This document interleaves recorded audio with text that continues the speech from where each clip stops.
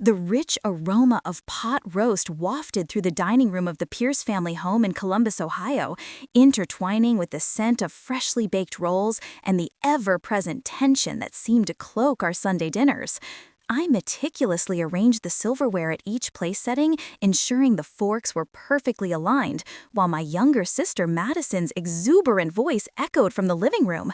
"I'm up to 20,000 followers now," she declared, waving her phone triumphantly in the air, as if it were an Olympic medal. I caught a glimpse of Dad's proud nod from the corner of my eye, while Mom's face lit up with delight as she tucked a loose strand of her impeccably styled hair behind her ear. "That's wonderful, sweetie," she praised. "Your hard work is truly paying off." I placed the last knife down and slid into my chair, feeling invisible as always. At 27 years old, I was still setting the table as if I were just 12, still residing in my childhood bedroom, while Madison, at 25, basked in the limelight of her burgeoning social media career. Mom and Dad exchanged a knowing glance across the table, a look that spoke of rehearsed conversations. Clearing her throat, Mom adopted that sweet, honeyed tone she reserved for moments when she wanted something. "Alexandra, honey," she began, passing the mashed potatoes toward me, "we need to discuss your room." I froze, my fork suspended above my plate. "Madison needs it for her studio," she continued, her smile betraying the gravity of her words, as if she were presenting me with a gift rather than an eviction notice. Before I could muster a response, Dad's fist slammed onto the table, causing the water glasses to rattle. "Either give it up or get out of this house," he snapped, the facade of discussion evaporating in an instant. "It's about time you found your own place anyway," Madison remarked with a smirk from across the table, twirling a strand of her blonde hair around her finger. "It's not like you need any space to shuffle papers," she added with a dismissive shrug. An uncomfortable silence enveloped the table. Everyone's gaze was fixed on me, anticipating tears or an outburst. I cut a piece of pot roast and placed it in my mouth, chewing deliberately. My face betrayed nothing as I swallowed, yet inside my mind an entirely different narrative unfolded. My 10 by 12 bedroom upstairs was far more than just a place to sleep. It was my sanctuary, my office, the command center of a life they knew nothing about. Finance books lined the shelves I had installed myself, and a modest desk held my computer, its screen often displaying an investment portfolio worth millions. While they focused on Madison's performances in talent shows and school plays, I had been juggling weekend jobs, navigating online courses in financial management during college, and meticulously building my consulting business, client by client, dollar by dollar. I glanced down at my phone beneath the table, swiping past the apartment listings I had been perusing all week. I had been plotting my escape for years, saving and investing while they assumed I was merely job hunting between temp positions. A memory flickered back to when I was 14. I could still feel the weight of the shoebox in my hands as I counted out $780 in crumpled bills, weekend shifts at the local diner, tips included. Enough for the laptop I desperately needed.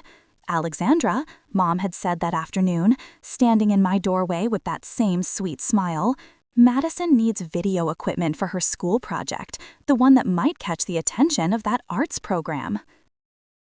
I remembered how Dad had taken the box from my hands without even asking.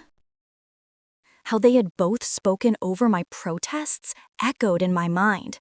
"Your sister needs this for her future," Dad had insisted firmly. I recalled locking myself in the bathroom afterward, the cold tile pressing against my knees as I sobbed silently, vowing to myself that I would never rely on them again. That was the day I truly grasped my place within this family, the invisible child whose accomplishments would always be dismissed as nothing more than a spreadsheet hobby. 13 years later, nothing had changed, except for me. I placed my napkin beside my plate and stood up, my chair sliding back without a sound. "I understand," I said, my voice steady. "I'll have an answer by next Sunday." Madison's mouth fell slightly open, confusion replacing her previous smugness. Mom and Dad exchanged glances, clearly taken aback. This wasn't the reaction they had anticipated. They wanted tears, the familiar pleading from the Alexandra they believed would eventually give in. At the end of the table, my younger brother Eli observed me with an unexpected expression. Not amusement at my predicament, but something that resembled genuine concern. At 18, he was beginning to see the family dynamics with clearer eyes. "Alexandra," Mom began, but I was already striding toward the stairs, my posture straight and my steps measured. "We can discuss the details later," I called over my shoulder. "Madison, make a list of what changes you want to make to the room. I'll need to know what to prepare for." Behind me, their voices resumed, immediately diving into discussions about paint colors and lighting setups for Madison's new studio. They had already forgotten I was leaving the room, just as they had always overlooked my presence. In the solitude of my bedroom, I closed the door and retrieved my phone, scrolling to a contact I had added months ago but never called until now: Marjorie Clean. A professional voice answered on a second ring, and I took a deep breath, feeling the weight of years lifting from my shoulders.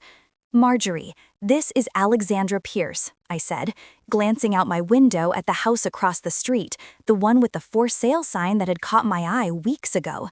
"I'm ready to make that move we discussed." The following morning, Dad's laptop sat unguarded on the kitchen counter, his email open like a treasure map waiting to be explored. I glanced over my shoulder. The house was empty, save for the soft hum of the dishwasher. My fingers hovered hesitantly over the keyboard. This wasn't like me, this intrusion into someone else's digital space. Yet neither was their ultimatum about my room. I clicked on a folder labeled Family Finances, and the screen filled with spreadsheets that made my stomach clench with anxiety. Credit card statements stretched endlessly before me, a digital tapestry of debt I had never known existed. $180,000. The number blinked at me from the bottom of the screen, a shocking revelation. My parents had accrued this staggering amount in support of Madison's influencer career. Line after line told the story: camera equipment, lighting rigs, professional editing software. A $3,000 charge from last month for a weekend workshop with some social media guru in Chicago, all meticulously labeled as business expenses by Dad. I dug deeper, uncovering an email thread between my parents discussing a second mortgage. The house I had grown up in was leveraged for Madison's Instagram fantasy. Suddenly, a new message notification popped up from Madison to her talent agency. I knew I shouldn't open it, but I did anyway. "I'm projecting to hit 50,000 followers by next month," she wrote. I checked her actual numbers on a dashboard Dad had bookmarked: 19,723, less than half of what she was claiming. Just then, the front door rattled. I closed the laptop and drifted toward the stairs, my heart hammering against my ribs. Just then, Mom walked in with grocery bags, barely glancing my way. "Alexandra," she called as I reached the landing, "don't forget Sunday's deadline. Madison's been making plans for that room for weeks." I paused, not turning around. "My financial paperwork." Mom interrupted, her voice laced with false sweetness that made my teeth ache. "We'll box it all up for you, though some of it might accidentally get thrown away during cleaning. You know how that happens." Her casual threat settled over me like a winter chill. 7 days. That was all I had before they expected me to surrender my space, and with it, any proof of the life I had built. I grabbed my laptop and drove to Crimson Cup Coffee, my unofficial second office. The barista nodded in recognition as I ordered my usual black coffee. No room. Settling into my corner booth, I opened my own financial dashboard. The numbers glowed back at me. $2.7 million in company earnings this fiscal year, 3 full-time employees, clients across 4 countries. I took a long sip of coffee, letting the bitter warmth fill me. A quiet confidence began to replace the lifelong doubt that had shadowed me since childhood. They never saw me. Maybe they never would. My phone buzzed with a text from Marjorie Klein, the realtor. Found 3 properties matching your criteria available to view this afternoon. I stared at the message, a plan crystallizing in my mind. This wasn't just about finding somewhere to live anymore. I won't just leave, I whispered to my screen. I'll make a statement they can't ignore. I quickly texted Marjorie back. Yes, looking for something specific, preferably visible from my parents' house. Her response came almost immediately. I have just the place. Meet at 3 p.m., Marjorie texted. For the first time in days, a smile crept onto my face. Perfect. 3 hours later, Marjorie's sleek car pulled up to a 2-story colonial directly across from my parents' house. The for sale sign I had been eyeing for weeks stood proudly in the front yard. This is exactly what I want, I told Marjorie as we walked up the stone path. Something they'll see every single day. Marjorie's professional veneer cracked slightly, her eyebrow raising. Interesting choice of words, she remarked, unlocking the door. Most clients talk about what they want to see, not what they want others to see. Before I could respond, someone called my name from the sidewalk. Chloe Baxter waved, crossing the street with a folder tucked under her arm. Her auburn hair caught the afternoon sun as she skillfully navigated around a parked car. Chloe had believed in me since college, when I had shown her my business plans scrawled on coffee shop napkins. While everyone else saw pipe dreams, she recognized potential. Alexandra's financials have been pre-approved, Marjorie explained. The sellers are motivated. We could fast-track this if you're serious. The master bedroom overlooked my parents' house. I stood at the window, imagining waking up to this view every morning, a daily reminder of what I had built and what they had failed to see. My bank manager was impressed with your statements, Marjorie continued. Not many 27-year-olds qualify for a mortgage this size without cosigners. Just then, my phone buzzed again. A text from Eli read, "Whatever you're planning, you deserve better than this." I stared at his message, surprised. When did my little brother start noticing what was happening in our house? When did he begin taking my side? "I'll take it," I told Marjorie, tucking my phone away. "How quickly can we close?" "Wednesday, if we push," she replied, her eyes widening slightly. "That's incredibly fast. Are you sure?" "Absolutely," I said, already calculating the down payment in my mind. "I'll transfer the funds tonight." Later, I found myself sitting at the kitchen table while my parents and Madison discussed her brand strategy. I signed the preliminary papers Marjorie had emailed over, my parents still blissfully unaware that their invisible daughter was on the verge of becoming their highly visible neighbor. With a single click, the money transferred, a substantial down payment that represented years of hard work they had never bothered to ask about. The bittersweet realization settled heavily over me. I was buying a home, but in doing so, I was losing my family. Or perhaps I had lost them years ago, and I was only now coming to terms with it. Pride began to replace the hollow ache within me. I had built this success without their knowledge or support, without their belief. Maybe that made it more mine than anything else could. As Madison laughed about her latest sponsorship prospect, a fleeting doubt crossed my mind. Was this revenge or freedom? Perhaps it was both. The morning sun filtered through my curtains as I opened my eyes to the sound of rustling in my room. Mom stood by my bookshelf, a garbage bag in one hand and several of my finance folders in the other. "What are you doing?" I asked, sitting up quickly. "Just cleaning, sweetie," she replied, that honeyed tone coding her words. I slid out of bed and crossed the room in 3 quick steps, taking the folders from her hands. "These are important documents." "Oh, Alexandra," she laughed lightly, "you and your paperwork." Madison needed this space to be pristine for her equipment. Just then, my phone buzzed on the nightstand, a notification from Madison's Instagram.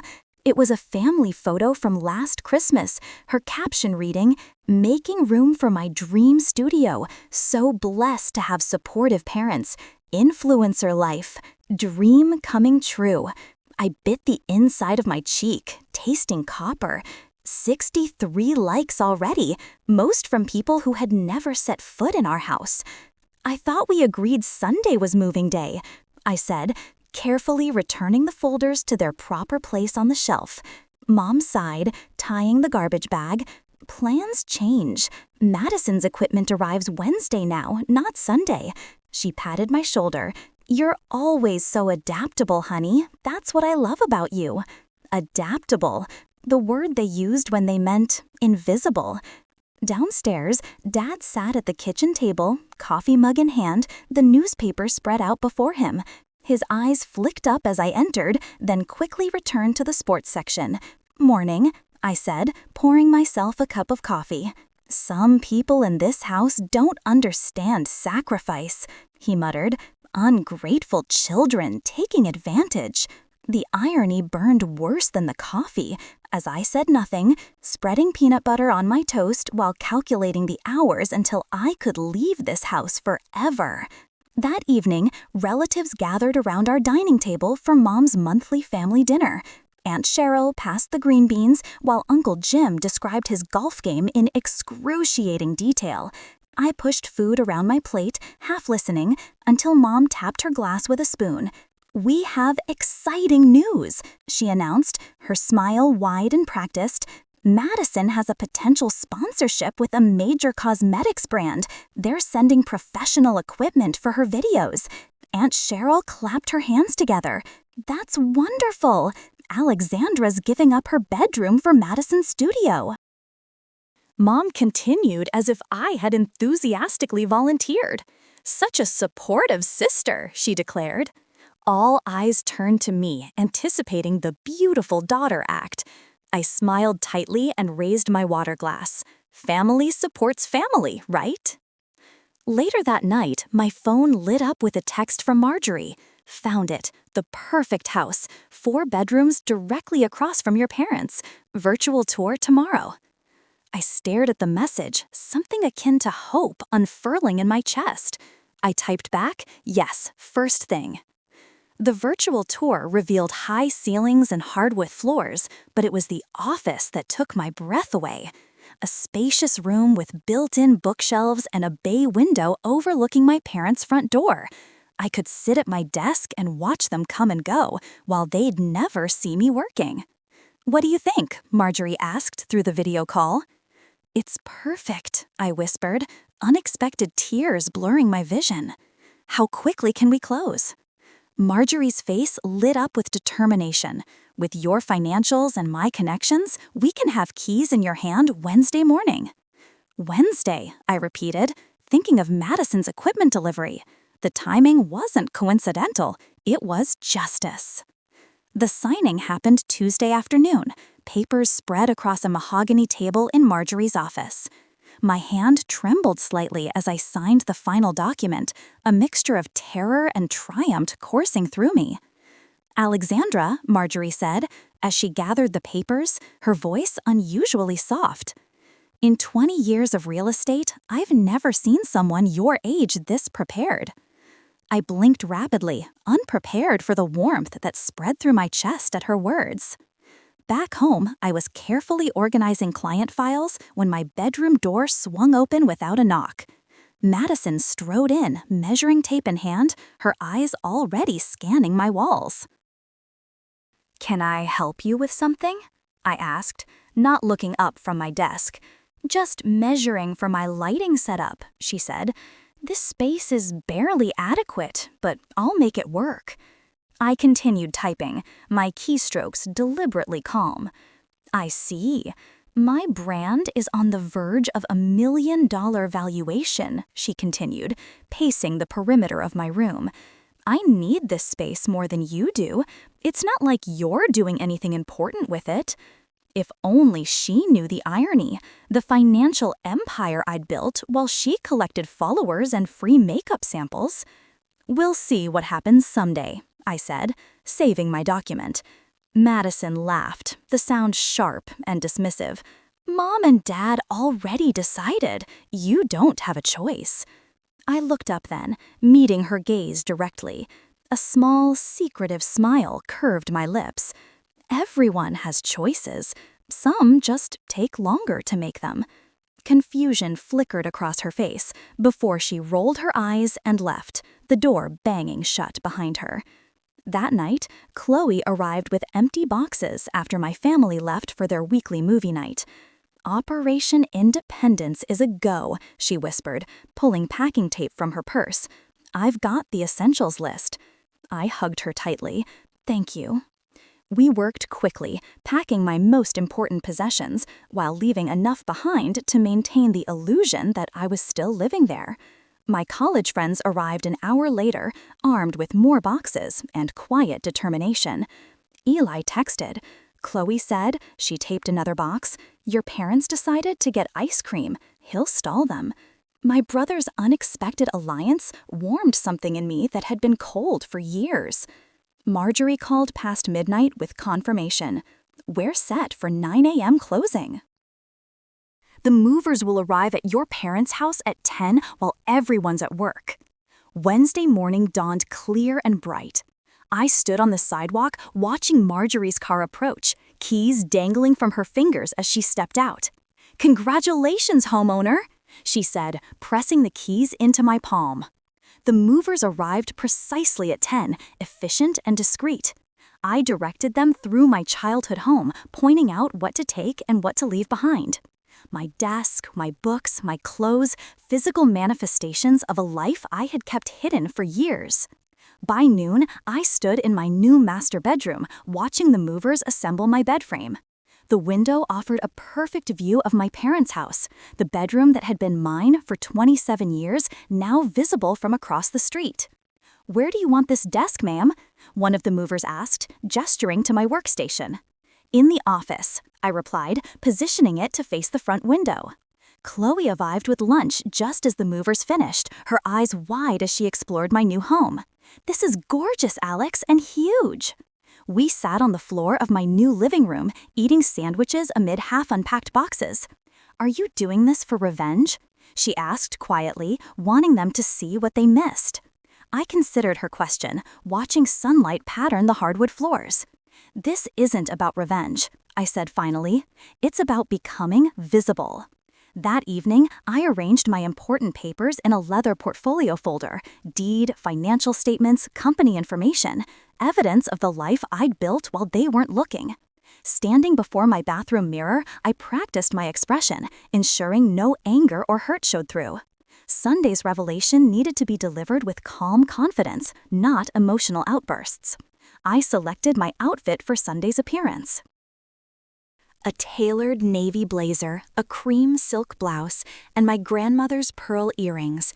Professional, yet familiar, the Alexandra they knew, but finally seen clearly.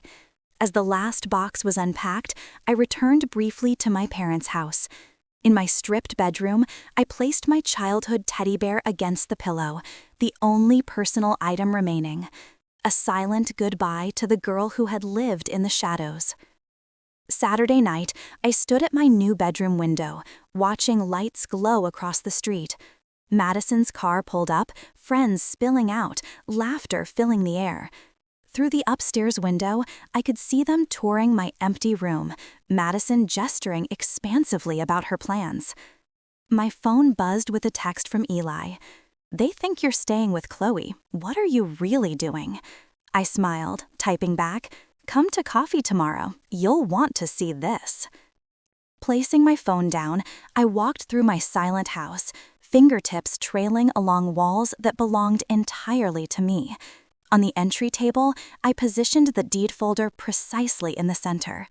"Tomorrow," I whispered to the empty house, "they'll finally see me." Sunday morning arrived with a clarity I hadn't felt in years. I adjusted my blazer, a charcoal gray, tailored perfectly, as I crossed the street toward my parents' house. The weight of the deed folder in my hand felt substantial, grounding. Through the front window, I could see them gathered around the kitchen table, my former prison, now just a stage for what comes next. I knocked twice, sharp and confident. Mom answered, her smile faltering when she saw my professional attire. "Alexandra, we weren't expecting you so early."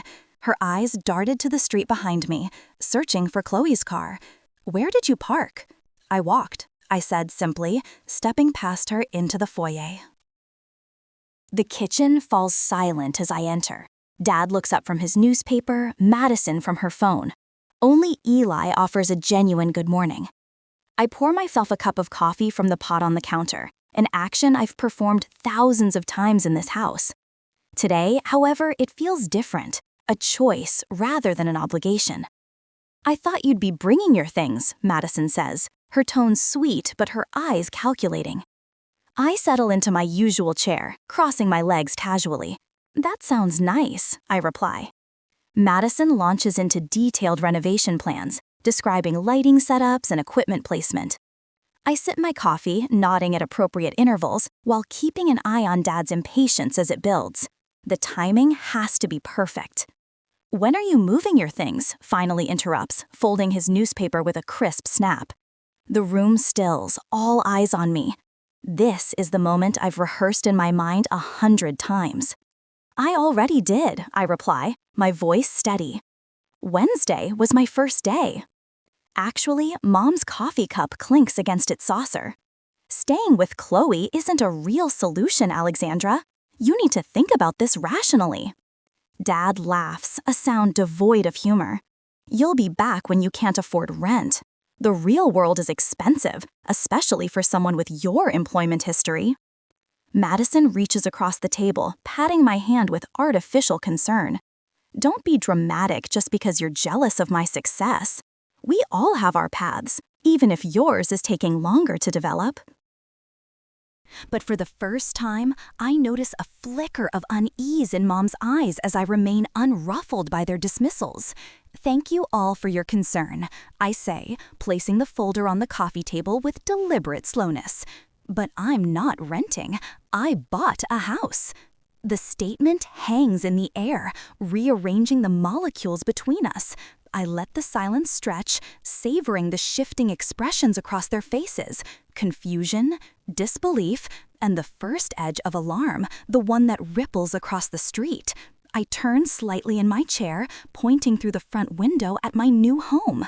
3 stories of brick and character directly in their line of sight. Mom's coffee cup slips from her fingers, splashing brown liquid across the white tablecloth. Dad's mouth opens and closes without sound. Madison sits frozen, her Instagram post forgotten mid-type. How could you afford that? Eli asks, breaking the stunned silence. There's no judgment in his voice, only genuine amazement. I straighten my shoulders, embracing the truth I've hidden for years. I own a financial consulting business. A what? Dad's voice cracks. A financial consulting firm. We manage portfolios and investment strategies for clients across the country. We crossed $2.7 million in revenue last quarter. Years of dismissal hang in the balance as I let them process this information. Eli's eyes widen, respect dawning in his expression. Mom recovers first, her smile tight. It's probably just a starter home with a small mortgage. That neighborhood has become quite affordable lately. I slide financial statements across the table. I paid 60% down. The rest is financed at 2.8%. Madison's phone slips from her hand, clattering onto her plate. You've been lying about your job. Dad's face reddens as he slams his palm against the table. No. I correct him calmly. You've been assuming I was unsuccessful. You never actually asked what I do. The distinction lands like a physical blow. Dad's mouth snaps shut. Mom stands abruptly, grabbing her phone. I need to call Aunt Patricia. This impulsive decision. Go ahead, I say, sipping my coffee. She already knows. She's coming to my housewarming party next weekend. Within an hour, the family machinery activates its defense systems. Mom calls 3 relatives, her voice growing increasingly strained as their responses prove disappointingly supportive of my brave new chapter. Madison posts a vague story about toxic family drama, which garners minimal engagement compared to her usual content.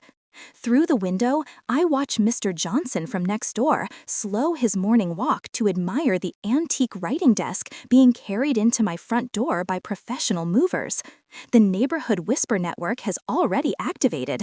Alexandra Pierce, successful businesswoman, moving into the Henderson property. The doorbell rings, and Chloe enters with a potted fiddle leaf fig and a bottle of champagne. Housewarming gift for the new homeowner, she announces, ignoring the tension thickening the air. Thank you, I say, accepting both with genuine warmth. The contrast between her authentic support and my family's calculated reactions couldn't be clearer. Eli stands, glancing between our parents and me. Can I see your new place, Alex? The request represents more than curiosity. It's the first crack in the family's united front. His willingness to cross the street with me carries weight beyond the physical journey. Of course, I say, gathering my things. Anytime. As we prepare to leave, Dad clears his throat. We should discuss your future visits. Sunday dinners are a family tradition. I'm still family. I interrupt gently.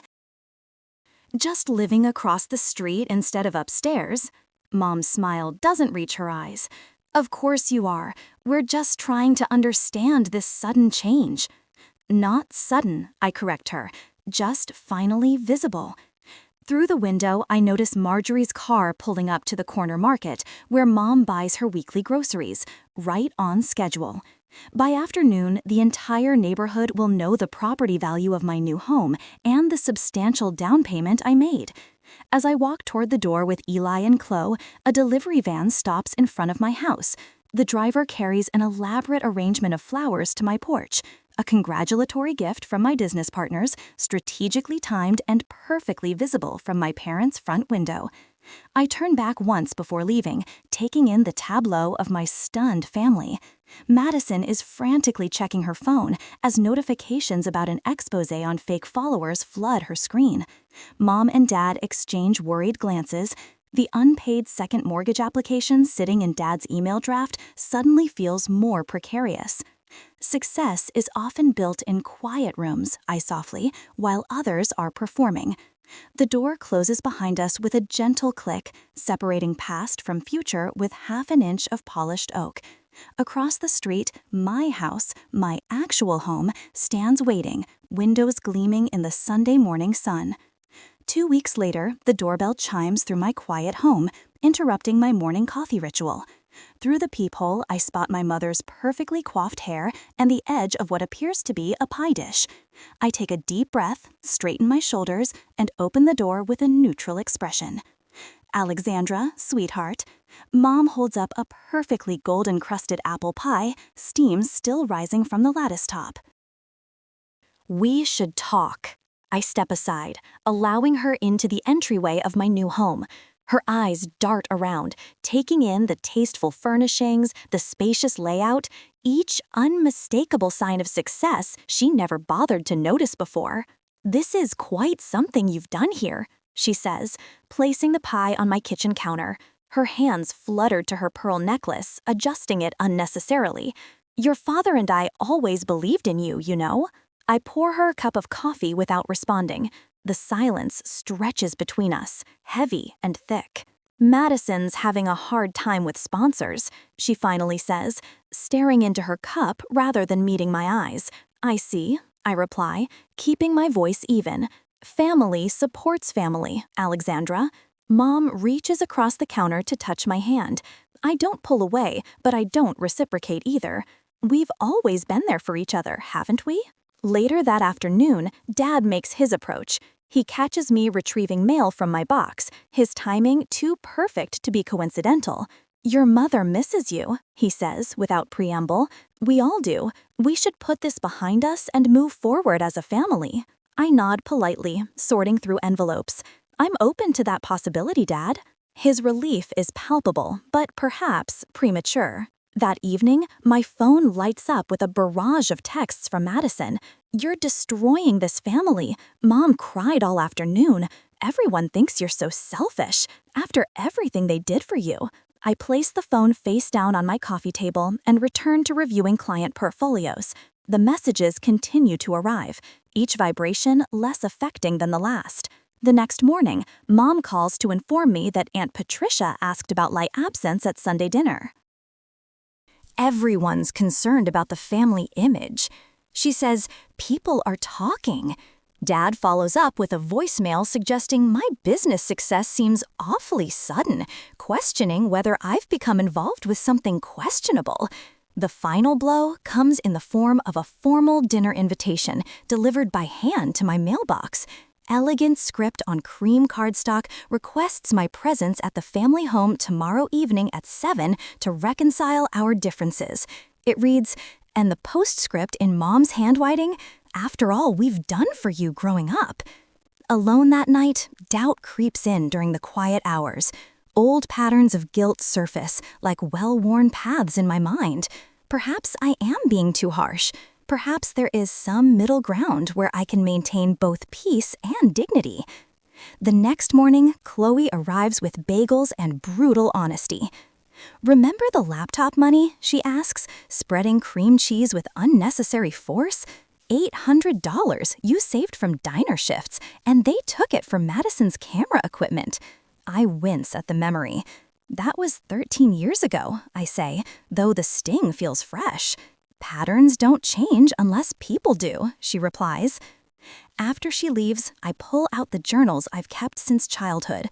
Page after page documents the same cycle, my achievements minimized, my needs secondary, my resources commandeered for Madison's dreams. The realization settles into me with surprising calm. Their love was always conditional. Mine doesn't have to be. I arrive at my parents' house at precisely 7. The table is set with the good china. Madison sulks at her place setting while Mom fusses with flower arrangements and Dad pours wine with overly careful precision. "Alexandra!" Mom exclaims with excessive brightness. "You came." I take my seat, my posture relaxed but dignified. The difference is immediately apparent. I'm not the daughter desperately seeking approval anymore. I'm a successful woman who has chosen to be here on my own terms. Madison attempts several barbs throughout the salad course. Not everyone can buy their way into feeling important. I meet her gaze steadily. "You're right. Some people have to earn it." Her fork clatters against her plate in frustration. When the main course is served, Dad clears his throat meaningfully. The moment for reconciliation has apparently arrived, according to their schedule. I needed to build my own life, I say, before they can launch into their prepared speeches. Mom's hand freezes midway to her water glass. "Alexandra, we never—" "I'm open to a relationship," I continue calmly, "but not one based on what you can take from me." The silence that follows is profound. "What does that mean, exactly?" Dad finally asks, his tone careful. I explain with the precision of someone who has prepared thoroughly, how I built my business over years of hard work, how I paid for my education through scholarships and side jobs, and how I attempted repeatedly to share my successes only to have them dismissed or ignored. "That spreadsheet hobby," I quote back to them, "is now worth millions."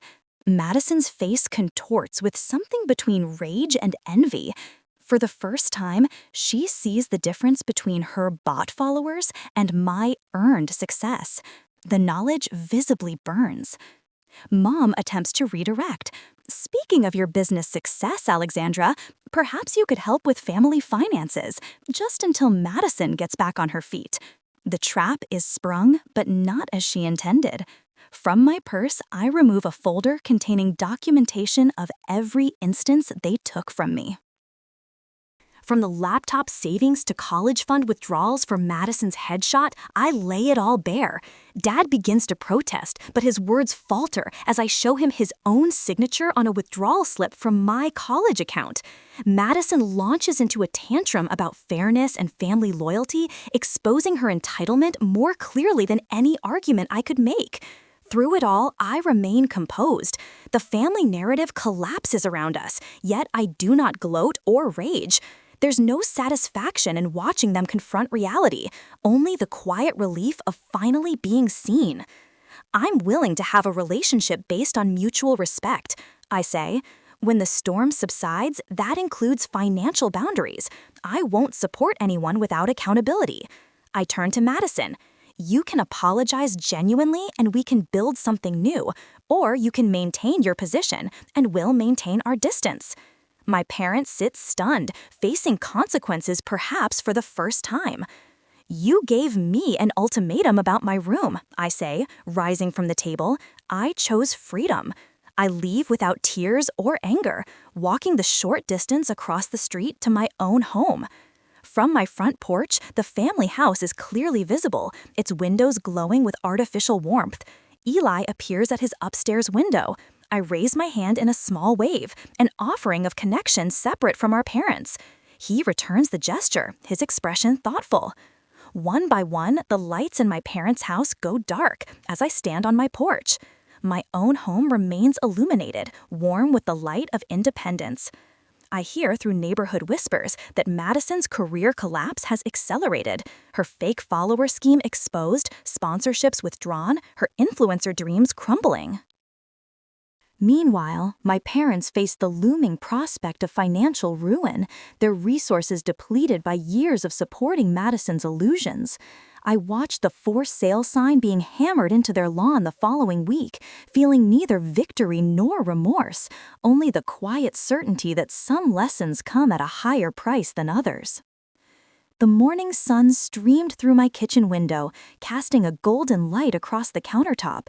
6 months had passed since that Sunday dinner ultimatum, and what once felt like an act of defiance now simply felt like home. I cradled my coffee mug and stepped onto the front porch, breathing in the crisp autumn air. My house, not my parents' house, not my childhood bedroom, but my house, had transformed from an empty statement into a true sanctuary. The living room walls, once bare, now displayed framed awards from the Columbus Business Association, including last month's honor for Emerging Entrepreneur. My consulting firm had grown to 5 employees, all working remotely, yet gathering monthly in my converted dining room for strategy sessions. Across the street, the curtains remained drawn at my parents' house. The for sale sign had appeared weeks ago, shortly after Madison's final sponsored post announced her career transition into entry-level marketing.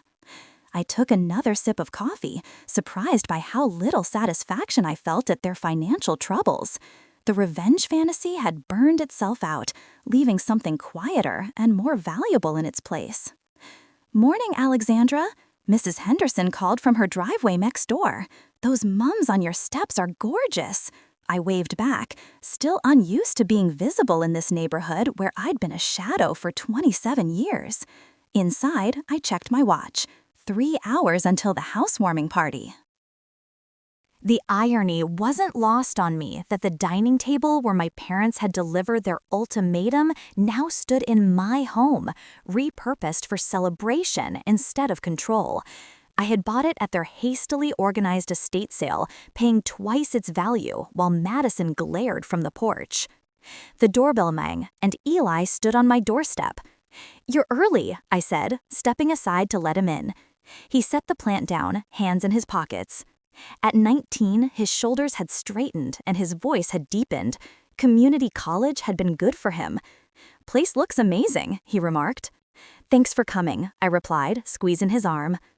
Our relationship had become the unexpected gift in all this, the slow construction of a real sibling bond built on mutual respect rather than shared childhood wounds.